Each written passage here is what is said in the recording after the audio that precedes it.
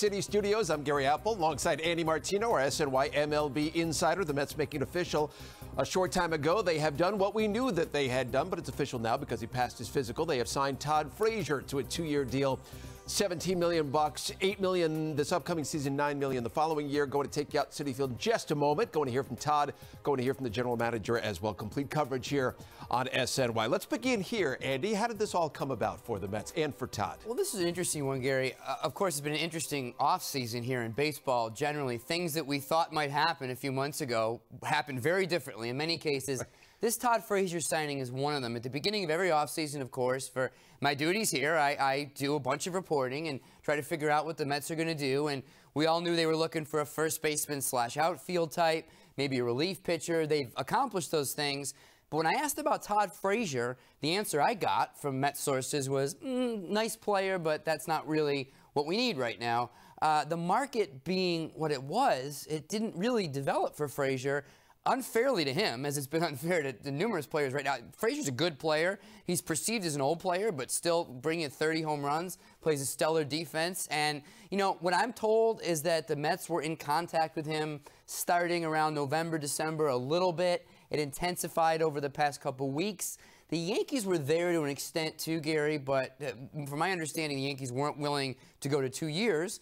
And we know that Frazier, a native, of course, of Toms River, New Jersey. You may have heard that. If not, I can I've heard that report sometime in the past. That he's yes. a Jersey guy. Yep. It just he wants to be in New York. Yankees didn't come in with as generous of an offer as the Mets did. So it just came together that way, really, but developing from something that I wouldn't have considered likely, say, back at the end of October. You know, there were so many names that were being bandied about. We heard Todd Frazier's name. We heard Eduardo Nunez. We heard Neil Walker. Might there be a reunion there? And, of course, Harrison in Pittsburgh, who it would have had to be a trade. But when it was all said and done, I know you took us through some of how it all came to fruition. Was he the right fit here? Was he the guy of that group that makes the most sense? I think so. I think this is a good sign. Obviously a value sign. You have a guy, the misperception with Eduardo Nunez, who, to my understanding, was probably like the runner-up here, a guy who the Mets seriously considered. People think that he brings an athleticism, and he does to a certain extent, and that perception comes from he's got speed. He can give you something at the top of the order that, to be fair, the Mets don't have, and he might steal you some bases. But yeah, he plays 3 or 4 positions, Nunez does, but frankly, he plays all of them in a below-average way. And he'll make some embarrassing errors, and he's got a demonstrated ability to play outside of New York better than in New York. Whereas Frazier, thought of, as I said a minute ago, thought of as an old player, but really a tremendous defensive third baseman still. A guy who's going to bring you some power. The batting average has gone down, but other attributes like his plate discipline have actually gone up. So for me, Gary, of the guys that they were considering, Neil Walker, of course, there's a little bit of a been there, done that quality, even though he's still a nice player. And Harrison, they would have had to give up a Brandon Nimmo or a Dom Smith. So all things considered, the money, the fit, the fact you didn't have to give up any players, this works for me. Todd Frazier, 31, going to be 32 years old next week. They're getting set to go out at Citi Field. We take you out there live right now.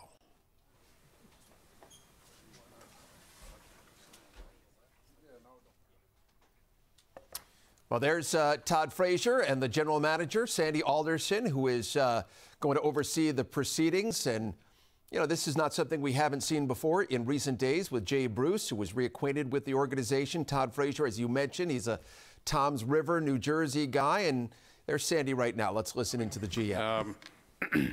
Very pleased to be able today to announce that Todd Frazier has been signed to a 2-year contract and will be a Met beginning in the 2018 season. We have been talking about Todd for several weeks, and I'm appreciative that our conversations with Brody Van Wagenen have finally culminated in a contract. We're very happy that Todd's with us. We're looking for some very solid and stable defense at third base. Obviously, Todd brings some power, a little more disciplined approach at the plate than we've seen earlier in his career. A big personality from Jersey, and we're looking forward to that presence in the clubhouse. So we're very excited. It's the latest in a number of things that we've done over the offseason, starting all the way back in October with the hiring of a new manager, Mickey Callaway. So we're very pleased that Todd is going to be with us, and want to welcome him to the New York Mets. Yeah, go on up. There you go. Great. All right. Okay. Appreciate it. That's great. I'll take your jacket first. Better than Ethan. There we go. 21, Todd. You okay with that? Yeah, that's perfect. Okay.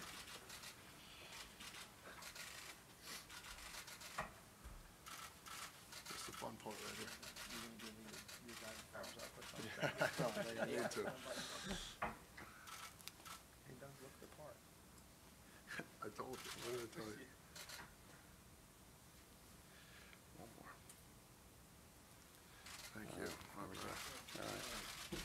Sandy, can the three of y'all step to the side? Yeah, we'll do this. Okay, here we go. There we go. Here we are. There we go, right here. Everybody right here for one picture, please. Thank you. TV straight ahead. All right. Okay, off you go. Thank you very much. Can't tell you how happy I am to be playing for the Mets. It's been a little crazy off season, but you know I couldn't ask for a better outcome. First, I'd like to thank Sandy and Jeff for sure for helping me along this process and bring me to the Mets. I can't wait to show the fans what Todd Frazier's about and what the Mets are about. So I'm pretty excited about that. I'd like to thank Brody Van Wagenen and CAA for figuring all this out for me and understanding this is my home, man. I belong here. I belong in New York, and I also like to thank my wife Jackie and two kids, Blake and Kylie. So it's a great situation. I'm very proud to say I'm a New York Met, and I can't wait to show you guys what I got this year. So thank you. Thank you, Todd. At this point, we're going to open it up for the question and answer portion. Please, as just a reminder, if you could state your affiliation and your name when asking a question, we'd appreciate it. Our first question will come from Rich Catino, right up the middle, Todd. Rich Catino, ESPN Radio in New York. Todd, welcome to the borough of Queens. Thank you. A lot of times in your career, we've heard the word leadership, and you showed it last year with the Yankees. You have some young players in this team. You have a buddy of yours, Jay Bruce, who's also big on leadership. Can you talk about how you go about doing that with people, some which you know and some which you've never met before? Yeah, it's tough. It's that thin line where, I'm going to talk to Jay a lot. I'm going to talk to a couple other guys, about understanding, who the players are, and you got to get acclimated with the guys, and that's what spring training is about. You get on the field, you get talking to the guys, you just talk about whatever, whether it's baseball, whether it's life, and once you get to know the guys, and along you go. And it's weird in baseball, you come together as a group a lot quicker, I think, in other sports. It's just one of those things where everybody can relate to something in baseball, and I love it. I love the challenge. I love it that maybe I can help this team, lead this team. And like I said, I'm not trying to step on anybody's toes, but I think we got a really good thing going here, and I think we have a really good opportunity here in New York, to make some noise.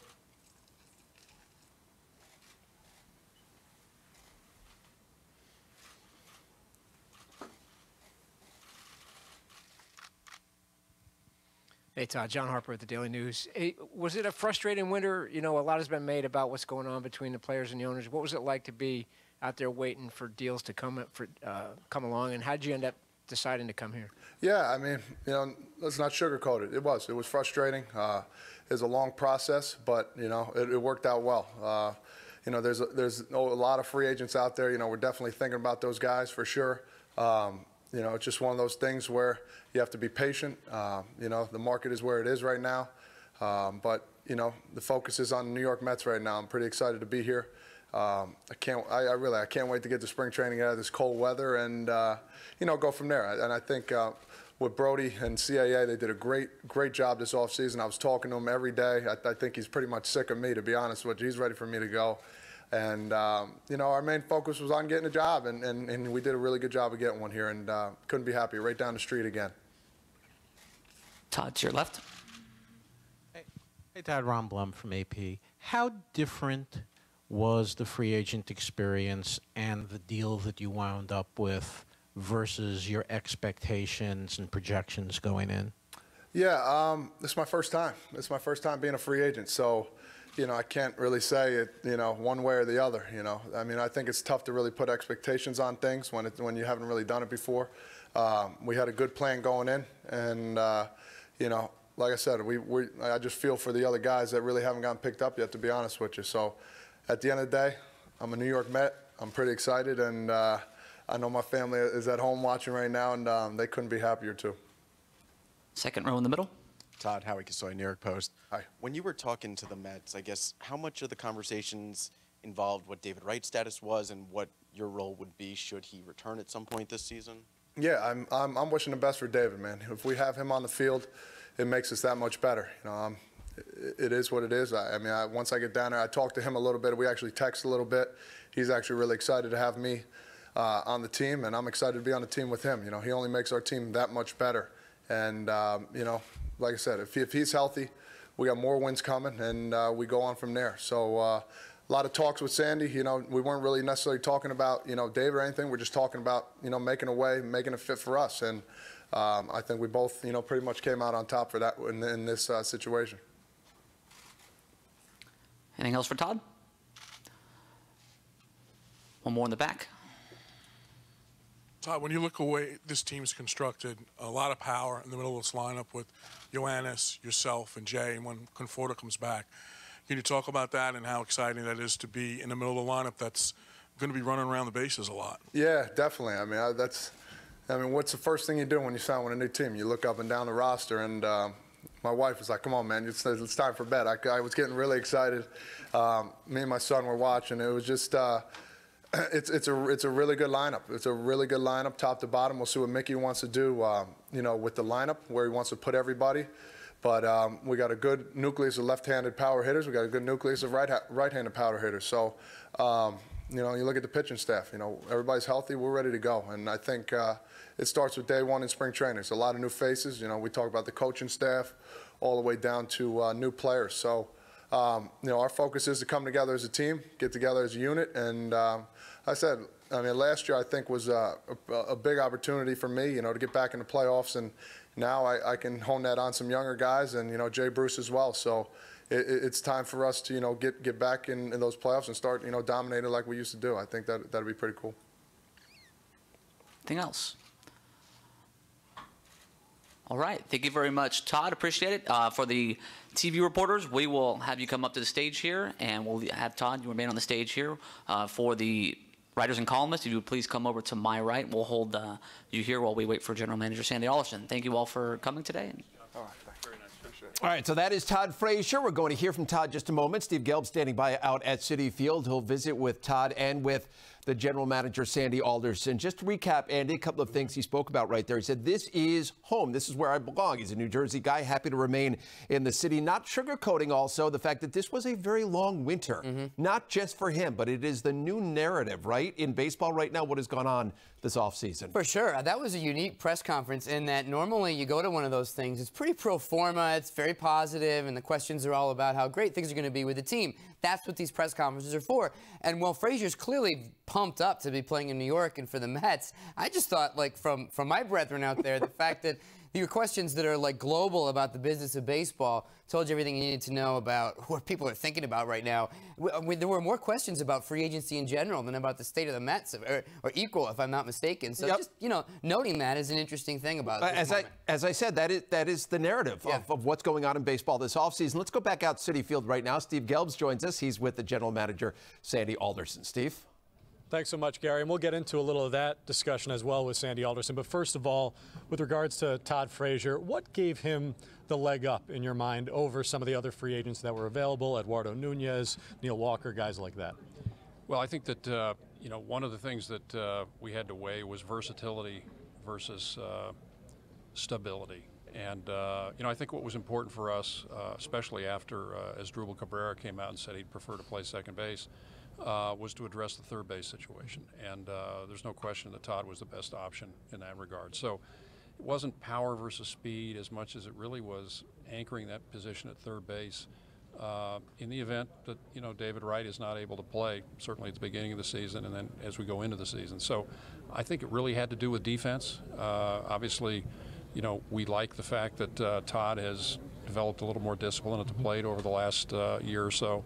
Obviously has the right-handed power, which gives us some nice balance, right and left. But I think ultimately, wanted to have a solid presence at third base, which we've been missing for a couple of years. Sandy, one of the things that you made a point of towards the end of last season was that maybe you were going to put a little more emphasis this coming offseason on the defensive side of things.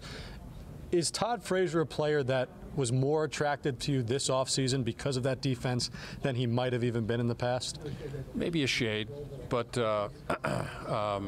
it's not like we've totally disregarded defense in the past. But look, we're getting a package: power, some discipline, with an on-base percentage, and a very solid defender at third base. So all of those things were important. And as you look at our infield defense with Rosario at shortstop and with Todd at third, we should be pretty good on the left side. And typically on the right side of the infield, you can augment with the shift. So I think our infield defense should be much better this year. How important was the durability factor as well, especially given the injuries on this team in recent years? Oh, that was definitely a factor. He plays every day and has been durable over the course of his career. And of course, that doesn't mean we can run him into the ground, but it's a nice starting point.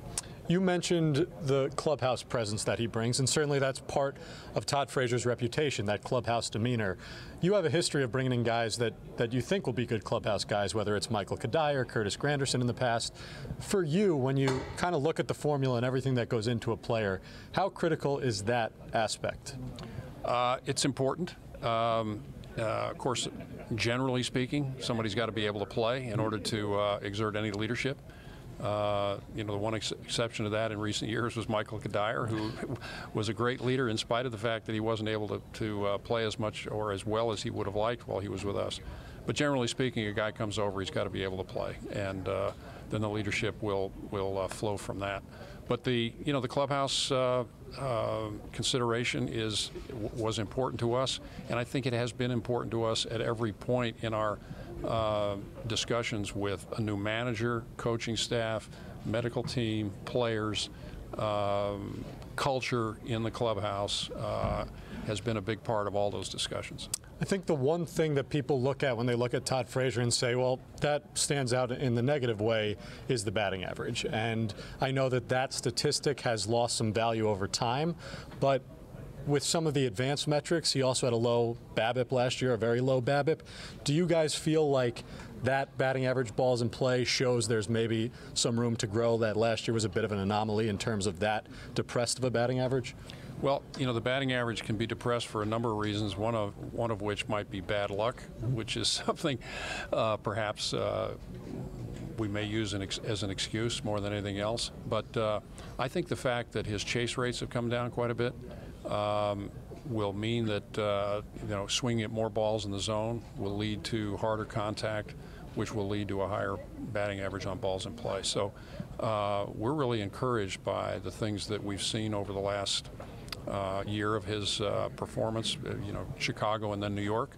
And I know our hitting coaches who've talked to Todd about it are excited about continuing that improvement as well. Sandy, I know that the guys in the studio were taking note of the fact that in this press conference there were a lot of questions about the market in general and how odd of a year it's been. I know you said that you kind of expected the market to play this way, but are you surprised at all with just how far it's come back to you guys? Well, I've been surprised over the last 2 or 3 weeks that we haven't seen more activity in the aftermath of a particular signing. So, if you go back, we signed Jay Bruce, nothing happened. Somebody signed Lorenzo Cain, nothing happened. We've signed Todd Frazier. Who knows what's going to happen? Ultimately, there's going to be a collision between the off-season market and spring training, and we'll see what happens over the course of spring training, because as you move through spring training and guys miss spring training, that begins to have an impact on how a player is perceived, how he might be able to catch up or not catch up, which turns around and may affect value too. So I mean, it's uncharted territory. Finally, Sandy, are you guys looking at this as now your team is complete, or is there still another potential move in the offing? You know, I think as long as the market is what it is and has been, you've got to constantly keep your eyes open. So, you know, offense or pitching?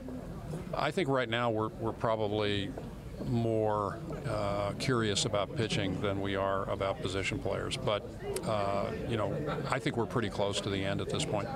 Sandy, thanks so much for the time as always. Congrats on the signing. Pleasure. We'll see you in a few days down in Port St. Lucie. Right, thanks. Guys, back to you. All right, Steve and Sandy, we thank you both very much. I was going to send it back out, Steve, just a few minutes when he's with Todd Frazier, but I thought it was interesting right there. He said, if anything, we're going to keep our eye on pitching. And he didn't, Sandy, knock that down because we know that they are probably in the market for that middle of the rotation guy. We've heard Alex Cobb. We've heard Lance Lynn, who's the guy that I would love to see. Right. Has the National League chops, been around the National League for a long time. Do you think that's a move that is next to come? Well, it's funny, Gary, that's another thing that's changed. You know, the high-level Met sources were saying in October, probably no Todd Frazier, probably no starting pitching. So either I need to get some new sources or I need to take stock of the fact that, you know, I believe that people were telling the truth then, and I believe that, as Sandy just addressed, it's been a ridiculously strange market, and he knows that he'd be crazy not to keep his eye on and an open mind to what might develop. I agree with you. Lance Lynn is the guy. I think they need a number 3 starter. They have a lot of upside in the back end of that rotation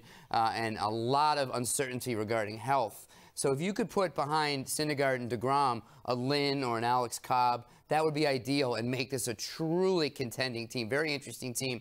My understanding is they're probably going to look more a tier lower, like the Jason Vargas type pitcher, someone who can give you some innings, but I wouldn't rule anything out. All it takes is a Lance Lynn to say, I need a job, man, so let's hear some offers. So let's see how this goes over the next I think a lot's going to be just how far the market's going to come back, right? It's come back in a lot of ways, and just how far is it going to come back here as we get closer to pitchers and catchers and position players reporting down Florida and to Arizona as well. One of the things Sandy said right there that I thought was interesting, you know, you had talked about the fact that you'd been under the impression that Asdrubal Cabrera was going to play third base, and that was the way it was going to be.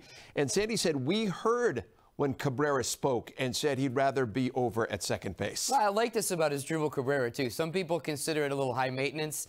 Fans, I don't think the team necessarily does. But I like it how Cabrera will say, you know what position I'm in the mood to play this year? And if you don't do it, maybe I wouldn't be so happy. I mean, he makes his position clear. He makes his preference clear, and therefore the Mets know how to work around that. The plan was definitively at the end of last season to have Asdrubal Cabrera be the third baseman. You know, depending on what happens with David Wright, that's of course always hovering out there. But Cabrera was going to be the third baseman. When he says, I'd prefer to play second, okay, great, let's bring in Todd Frazier. Now look, I don't think that if Cabrera has a preference to play third, that prevents this deal from happening. I still think Frazier's a guy who they would have signed, and they would have told Cabrera, you're under contract, please play second. But it certainly helps that he made his preference clear. How much irony is there in that when he came back out in San Francisco from the injury last year and they moved him to second base, he said, well, that's it, I want out of town, I'm not playing second base, and now he wants to play second base. That's going to be where he's penciled in to begin this 2018 season. So we heard Sandy address the left side of the infield now and the defense there with Rosario, young player getting set to play his first full season in the big leagues, and then Frazier, the veteran, down at third base. What do you make of the infield defense as a whole? Well, certainly tremendously better with Frazier there. And as we discussed earlier, and as Sandy was quick to point out, that's an excellent addition defensively. In addition to offensively, Rosario's an interesting defensive player to me. I mean, there are scouts who will say that the jury's still out on how he's going to be. And some of it's positioning, some of it's, we don't really doubt the range. He's obviously an athletic, young guy, but there's room for improvement in how he played shortstop, certainly from what we saw last year.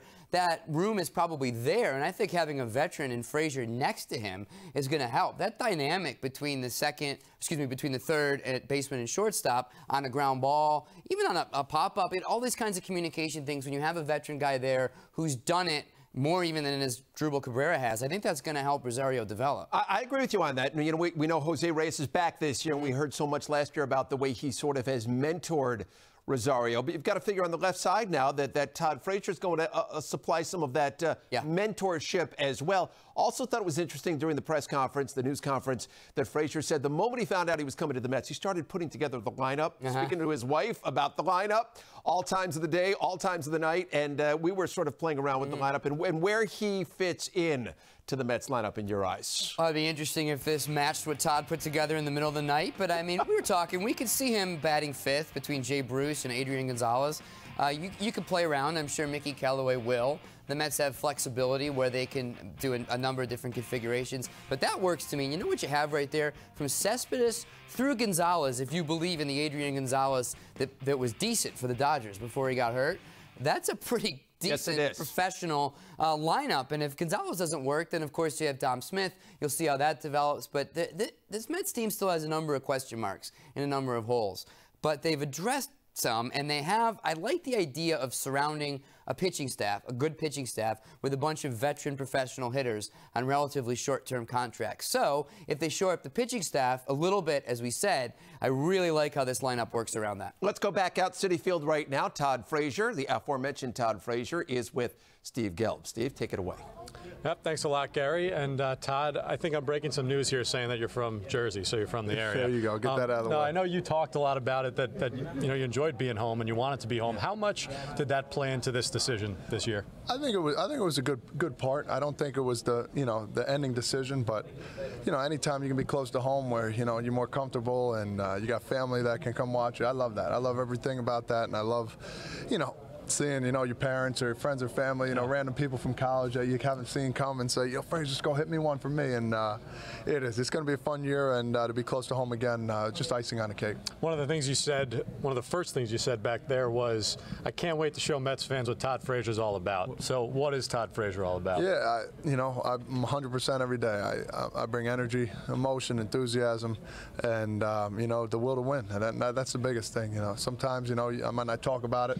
I try and show as much as I can out there, and these fans just be ready. I think we had a good squad coming in, and maybe we pick up another piece or two before spring's end. And I'm just a guy that goes out there and just hustles his heart out and just tries to be the best player I can be. So it's going to be a fun year. You've been in the game a long time. How much do you think playing the way you play and that demeanor rubs off on guys in the clubhouse? I hope it rubs off well, to be honest with you. But for me, I like giving out good constructive criticism. I like talking to the guys. I like hanging out with them off the field, and that's what spring training is about. Getting on the field, talking to guys, knowing their families. I think that those little things outside of baseball, help out a lot. To find out their background and other things like that, and then just let baseball come to us, because we'll have plenty of swings, plenty of ground balls, and plenty of attitude and all that kind of stuff going for us. And if the last 2 years are any indication, plenty of walks for you as well, because that walk rate has really shot up big time. I think in the last 2 years it's almost doubled from where it was the year previous. What's been the change there for you? Yeah, it's that two-strike approach. It's just one of those things, choke up a little bit, spread the feet out. I kind of learned that from Joey Votto a little bit from playing with the Reds. Just never instilled it. It was one of those things where, when you're young, I don't need to choke up. But, you got to change every year. You got to change your approach. You got to change, maybe your stance, maybe, something mental. And, I saw more pitches. I think I was top 10 in seeing pitches last year, which could be a good thing, but also a bad thing at the same time. Take away the aggressiveness. But for me, I also was aggressive, but at the same time, if it's a pitch that was a ball or two off, I was taking it this time, and felt pretty good to get those walks and that on-base percentage up, because that helps the team, it helps RBIs, and it helps guys win games. One of the things that Sandy was mentioning in terms of why you were so attractive to this team is your durability. They've had some injury issues over the years, and you play pretty much every day. Is that something that you attribute to just you've been lucky so far, or is there something behind that? No, I think it starts in the offseason. I have a good workout partner at Ripped Athletics down in Tinton Falls. The guy Bobby Smith works with me tirelessly, every other day, and then we work from the ground up. We want to make sure everything's loose, not too loose, from the legs and the back and the arm and everything else, but work on that. Don't overdo it in the offseason too much with swinging and taking ground balls. And then when we get to spring, that's where, you know, we stretch out, we stay loose, and, you know, I start getting acclimated to the trainers there, and we go from there. No, you talked about the free agent market being at times frustrating this year, and I think everybody is kind of taken aback by just how long it's taken with some people. From your perspective, though, even though you've never been a free agent before, was there any expectation that it might be slower this year, or did it come completely out of left field for you? Pretty much out of left field, to be honest with you. I really didn't think. I mean, once I think Upton signed for 105, and even that was like the first day it came out, and you're like, oh wow, that's a good start. And then it kind of trickled down after that. It's just, it was, like I said, it was very frustrating, to say the least. But you know, we were talking to a lot of teams, and you know, this was just the best fit for me for sure. Todd, finally, when you look from the outside looking in at this Mets squad, what do you see, and what do you think you're really going to add to it? Yeah, honestly, I mean, let's start with the pitching. We got some dominant pitchers. If everybody's healthy, I think we'll be fine with that. You know, even the bullpen's great. Like I said, I was looking at the lineup trying to figure out, you know, if I faced all these guys, which I have most of them, and what they bring to the table. And then, you know, look at our hitters. We got good left-handed hitters that can, you know, do their thing from the left side. We put a right-handed hitter like myself or, you know, Cespedes in between there, and you know, we go from there. I just, like I said, I can't wait to get to spring and, you know, hear that different noise, you know, with a major league ball and a major league bat, and you know, I might try and, you know, get Cespedes going a little bit, try and take him in a home run derby down there or something, because he got me twice already. So I owe him a butt whooping down there. All right, beautiful. We look forward to seeing that, Todd. Congratulations. Thank See you down in Port St. Lucie. Appreciate it. Just a few days. Guys, back to you in the studio. All right, Steve and Todd, we thank you both very much. And Andy Martinez, I think it's interesting when you listen to Todd Frazier. He's excited. There's no question about it, to be playing back in his hometown once again. And he goes back to the National League now, right? Where he spent the majority of his career in the National League. What about the impact of that and knowing the league, knowing a lot of the pitchers in the league? Yeah, he knows the league, he knows the ballparks, he knows the routines, and this, obviously watching him, Gary, this is a guy who relishes the baseball life. So you know that being back in that routine is going to be something that's a positive. I mean, he went to the White Sox, performed fine. Obviously, was a big part of what the Yankees did last year. Yeah, being back in that environment, you can tell that he's excited. You can tell this is just a baseball rat kind of guy. Very enthusiastic, very happy to be there. By the way, Andy Martino. I was going to let it go. Andy Martino. Gosh, occasionally, well, you know. Occasionally I'll just have a lapse in, you know, everything. We just met earlier today. So exactly. That is going to wrap up our coverage. Todd Frazier being introduced by the New York Mets out at Citi Field. He is going to be their third baseman moving forward. And, of course, David Wright would love to have something to say about that, but we will see more as we head down to spring training. More coverage coming tonight on Daily News Live beginning at 5 o'clock. And so for Andy Martino, I'm Gary Apple. We thank you for joining us, and great to meet you, Andy. We say so long for now from New York City.